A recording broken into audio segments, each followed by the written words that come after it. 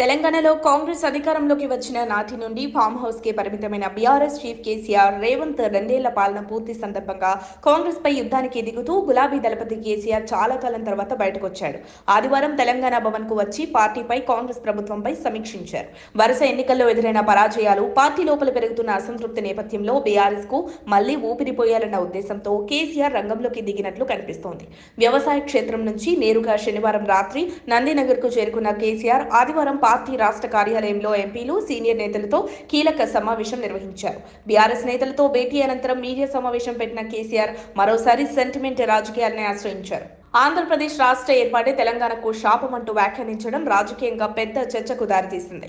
సమైక్య రాష్ట్రంలో ఉమ్మడి పాలమూరు జిల్లా తీవ్ర వివక్షకు గురైందని, పాలమూరు, రంగారెడ్డి జిల్లాలకు రావాల్సిన 174 టీఎంసీల నీరు ఇప్పటికీ అందడం లేదని ఆయన ఆవేదన వ్యక్తం చేశారు. ఏపీ తెలంగాణకు అన్యాయంగా చిత్రీకరించడం ద్వారా కేసీఆర్ మళ్లీ సెంటిమెంట్ రాజకీయాల దారిని ఎంచుకున్నారని అర్థమవుతోంది.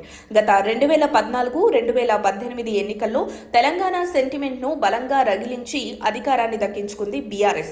కానీ 2023 అసెంబ్లీ ఎన్నికల్లో అదే వ్యూహం పనిచేయలేదు. ఇటీవల జూబ్లీహిల్స్ కంటోన్మెంట్ ఉప ఎన్నికలు, అలాగే పంచాయతీ ఎన్నికల్లో కూడా గులాబీ పార్టీ ఆశించిన స్థాయిలో ఫలితాలు సాధించలేకపోయింది.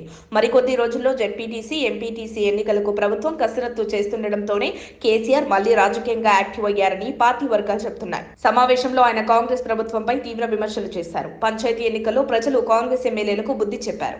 పార్టీ గుర్తులతో జరిగే ఎన్నికలైతే గులాబీ పార్టీ సత్తా తెలిసేది అంటూ ఆయన వ్యాఖ్యానించారు. చాలా రోజుల తర్వాత పార్టీ కార్యాలయానికి వచ్చిన కేసీఆర్ ఒక కొత్త రాజకీయ వ్యూహం ప్రకటించారు.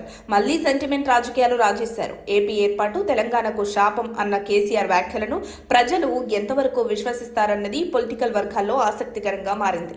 ఇక కేసీఆర్ ఎంట్రీతో రంగంలోకి దిగిన రేవంత్ కాంగ్రెస్ ప్రభుత్వ పాలనపై మాజీ సీఎం కేసీఆర్ విమర్శలు సంధించిన నేపథ్యంలో వాటిని ఎలా తిప్పికొట్టాలనే అంశంపై సీఎం రేవంత్ రెడ్డి సమాయత్తమవుతున్నారు.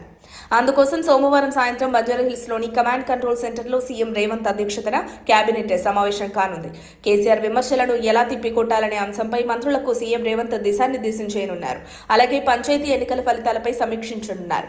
మరి కాంగ్రెస్ పై కేసీఆర్ యాక్షన్ ని సీఎం రేవంత్ సరికొత్త వ్యూహంతో సిద్ధమవునున్నారు. దీంతో రాజకీయ వేడి హాట్ గా సాగనున్నట్లు కనిపిస్తుంది. మరిన్ని అప్డేట్స్ కోసం మా కాయ్ టీవీని సబ్స్క్రైబ్ చేసుకోండి. మా వీడియో కనుక మీకు నచ్చినట్లయితే లైక్ చేయండి, షేర్ చేయండి. మీ విలువైన అభిప్రాయాలను కామెంట్ బాక్స్లో తెలియజేయండి.